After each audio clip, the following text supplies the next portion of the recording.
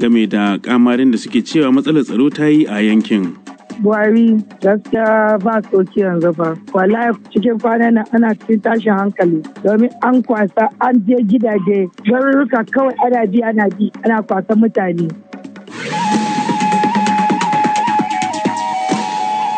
To amma kafin waɗannan da ma wasu sauran rahotanni da muke ɗauke da su a shirin ga labaran duniya. A yau Litinin sakataren harkokin wajen Amurka Anthony Blinken zai ziyarci haɗaɗɗiyar daular Larabawa da Saudiya a wani ɓangare na rangadin da yake yi a yankin gabas ta tsakiya. Ziyarar tasa na zuwa ne a daidai lokacin da al'amura ke ci gaba da taɓarɓarewa a zirin Gaza, inda rahotanni ke cewa mutane da dama ne suka mutu sakamakon wani harin da Isra'ila ta kai a sansanin 'yan gudun hijira da ke arewacin yankin.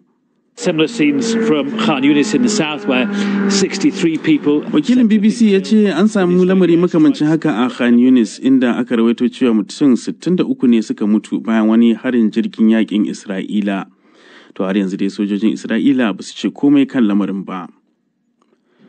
Ƙungiyoyin kiwon lafiya na ƙasa da ƙasa guda uku sun ce an tilasta musu ficewa daga asibitin Al-Aqsa da ke Gaza tare da dakatar da ayyukan da suke yi. Suna masu cewa suna cikin matukar hadari a yankin kuma hakan ya sa ba za su iya ci gaba da kasancewa a yankin ba. A wata sanarwa da kungiyar agaji ta Medical Aid for Palestine da kuma International Rescue Committee suka fitar, kungiyoyin sun ce ja da baya daga cibiyar kiwon lafiya ɗaya tilo da ta rage a tsakiyar Gaza ya biyo bayan wasu takardu ne da sojojin Isra'ila suka baza inda suka ayyana yankunan da ke kewaye da Al-Aqsa a matsayin wurare masu hadari. Sun ce suna neman gano wasu sabbin wurare daban don samar da kiwon lafiya da ake matukar bukata cikin gaggawa. Cikin kungiyoyin da kiwon lafiyan da suka fice daga yankin dai har da kungiyar likitoci ta Medicine Sans Frontières. Shugabannin jam'iyyun Republican da Democrat a Majalisar Dokokin Amurka sun ce sun cimma matsaya kan kasafin kuɗin shekara mai zuwa, wanda suke fatan zai gamsar da bangarorin biyu tare da dakile wani mummunan lamari da ka iya haifar da tsayar da harkokin gwamnati. Shugaban masu rinjaye na majalisar dattawa Chuck Schumer da kuma kakakin majalisar wakilai Mike Johnson ne suka fitar da sanarwar ta haɗin gwiwa.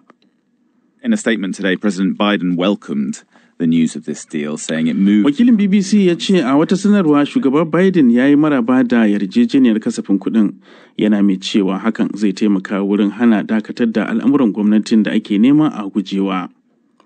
Da labaran na zuwa muku ne dai daga nan sashen Hausa na BBC.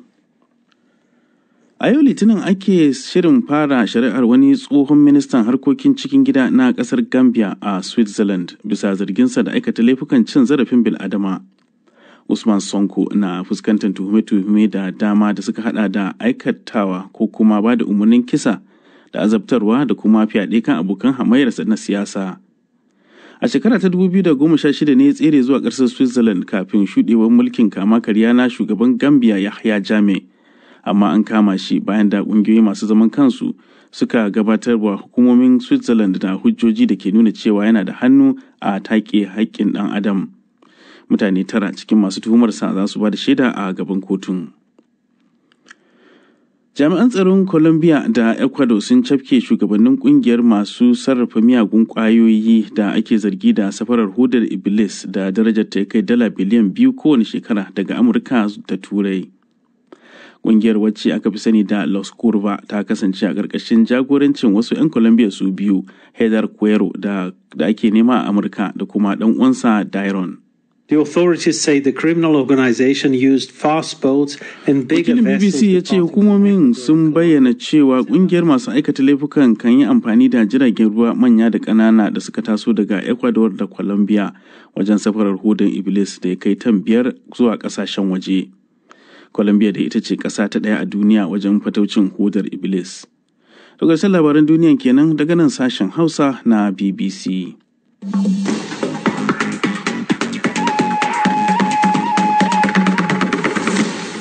Yanzu kuma sai rahotannin da muke dauke da su a cikin shirin.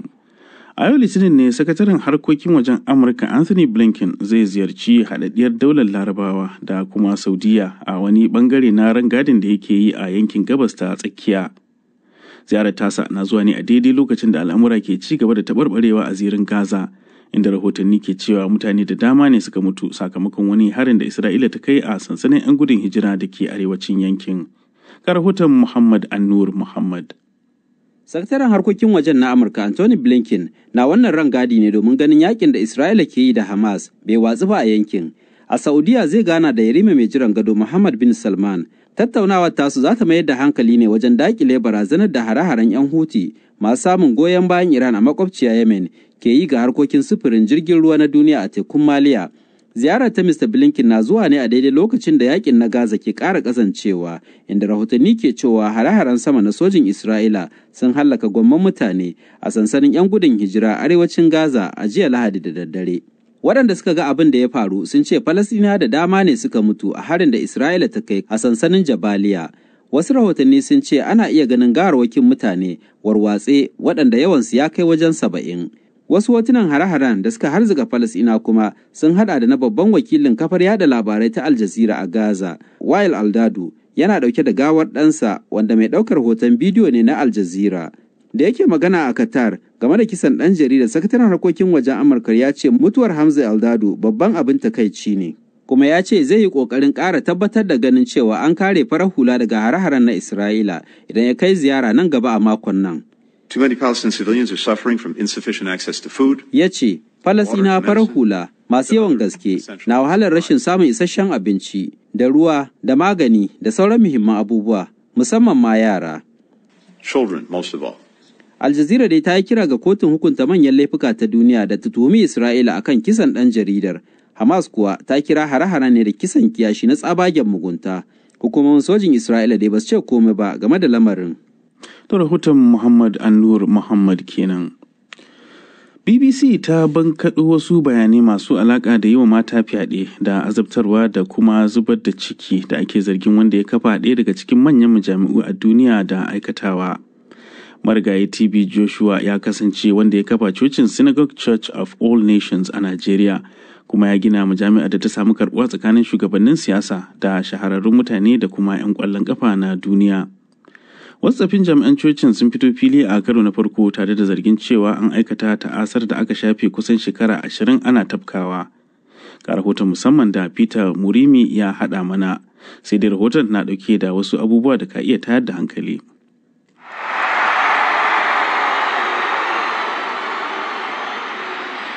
Marigayi TB Joshua ya kasance wanda ya shahara shine kuma ya kafa cocin Synagogue Church of All Nations a Nigeria. Kuma cocin ta samu karbuwa tsakanin shugabannin siyasa da shahararrun mutane da 'yan kwallon kafa na duniya da miliyoyin al'umma waɗanda suka kasance abokan burminsa. He had huge resources, huge amounts of influence, not just in Nigeria, throughout Africa, Israel. Yana da dukiya mai tarin yawa da ƙarfin faɗa a ji, ba a Najeriya kaɗai ba, a duk faɗin Afirka, da Isra'ila, da Mexico, da Singapore. TB Joshua ya sha nuna yadda yake warkarwa a talbijin, inda mabiya ɗariƙar cocinsa suka yi ƙirarin cewa an warkar da su daga cuta mai karya garkuwar jiki wato AIDS da ciwon daji da kuma nau'o'in cututtuka. Everybody wanted the privilege to go with, to meet this big giant. Kowa yana so ya kusance shi domin samun damar da za a tafi tare da shi, domin haɗuwa da wannan gawurtaccen mutum.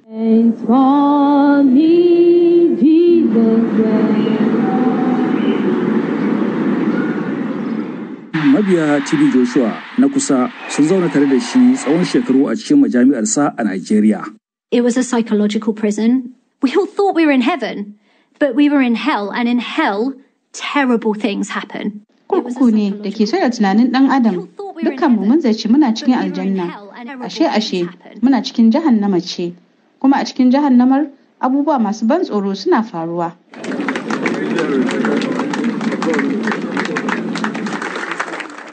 Da yawa daga cikin waɗanda suka kasance na kusa da shi sun yi zargin cewa TB Joshua ya yi ta cin zarafinsu da yi musu fyaɗe da azabtar da mata ƙarƙashin hurumin cocinsa.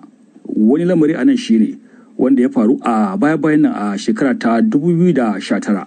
It became so robotic. I disconnected from my body. mutum ya koma kamar mutum-mutumi sai yadda aka sarrafa shi. Hankalina ya fita daga gangar jikina. Na zama wata wadda sai yadda aka juya ta kamar ya tsana. Rape became like a normal terrifying thing. Yaɗe ya zama tamkar kayan adonsa na yau da kullum da zai sa. Ka koma kamar dabba ce da aka yanka. Ina da shekara 17. He will be calling girls in one after the other. Zai riga kiran 'yan mata ɗaya bayan ɗaya. Na zauna a can kusan shekaru 14. Yawansu ya ta sama dubbai.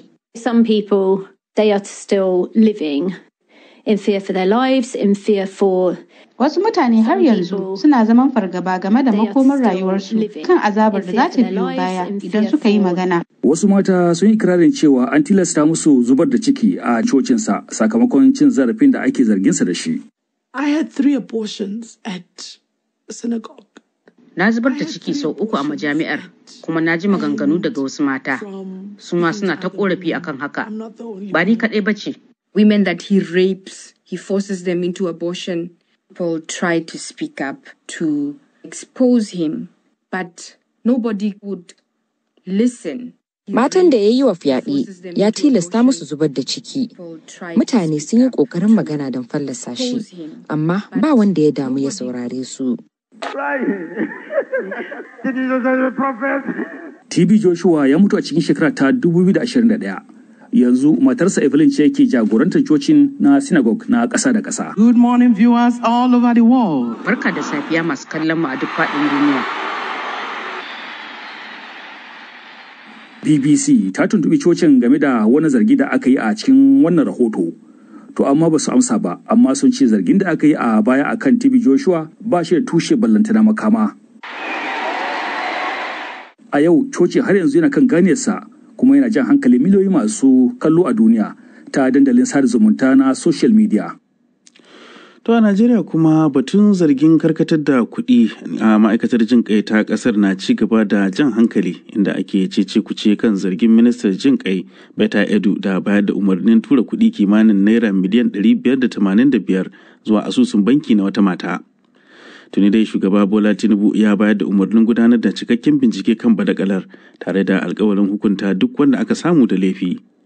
Sai dai kungiyoyi da jam'iyyun adawa sun buƙaci a dakatar da ministar da ake zargi har sai an kammala bincike. Ga rahoton Awwal Ahmad Janyau. Gwamnatin shugaba Bola Tinubu dai na ci gaba da fuskantar matsin lamba kan cece-kucen da ya dabaibaye ministar ma'aikatar jinƙai da yaƙi da fatara a Najeriya Beta Edu. Ana zargin ministar da bayar da umarnin tura kuɗi sama da naira miliyan 585 zuwa asusun banki na wata mata da nufin rabawa talakawa a wasu jihohin Najeriya. Ƙungiyar Serap mai fafutukar yaƙi da cin hanci a Najeriya na cikin ƙungiyoyin da suka fara ɗaga murya tare da matsin lamba ga gwamnatin Tinubu ta yi bincike kan badakalar. Kulawale Olwadare shine mataimakin daraktan ƙungiyar ta Serap. We've asked the president to give the importance of allegations. Mun buƙaci shugaban ƙasa saboda muhimmancin wannan zargi da ya shafi talakawan Najeriya. Abu ne mai muhimmanci ga shugaban ya ɗauki mataki na farfado da kimar gwamnatinsa, musamman kan da'awarsa ta yaƙi da cin hanci. Kuma duk abin da ya buƙaci bincike, to dole a hukunta domin saƙo ne babba ga 'yan Najeriya. Tun dai shugaba Bola Tinubu ya bayar da umarnin yin cikakken bincike a ma'aikatar ta jin ƙai, kuma Abdulaziz shine mai taimaka shugaban kan harkokin watsa labarai. A maganganu da ake yi da kuma kiraye-kiraye na ya kamata a bincika ya sa shi shugaban ƙasa Bola Tinubu ya ba da umarni cewa a lallai a yi shi wannan a kaddamar da shi wannan bincike. A tabbatar da cewa an bi diddigin da yake faruwa don akwai rashin gaskiya a fito da shi domin a sanar da 'yan Najeriya sannan kuma a hukunta waɗanda aka samu da laifi. To sai dai babbar jam'iyyar adawa a Najeriya PDP ta ce kamata ya yi a dakatar da ministar da ake zargi har sai an kammala bincike. Ibrahim Abdullahi muƙaddashin sakataren yada labarai ne na jam'iyyar. Ga gwamnati inda gaske take yi bayanai sun tabbatar da cewa ta yi mundahana da babakere da kudaden mutane kuma suna ikirarin cewa su mutane ne waɗanda suke tsantseni da dukiyar al'umma kuma sun kyamaci mulki irin na PDP a baya. Muna kira ga gwamnati a hukunta ta a durkusar da ita gaban kotu kafin lokacin a dakatar da ita aikinta don a tsanaita bincike. Su kuma EFCC ya kamata su shigo inda gaske suke yi. To game da buƙatar dakatar da ministar ga abin da fadar shugaban ƙasar ta ce. Akwai binciken da ai za a yi ba tare da an sauke ta daga kujerarta ko an dakatar da ita ba, amma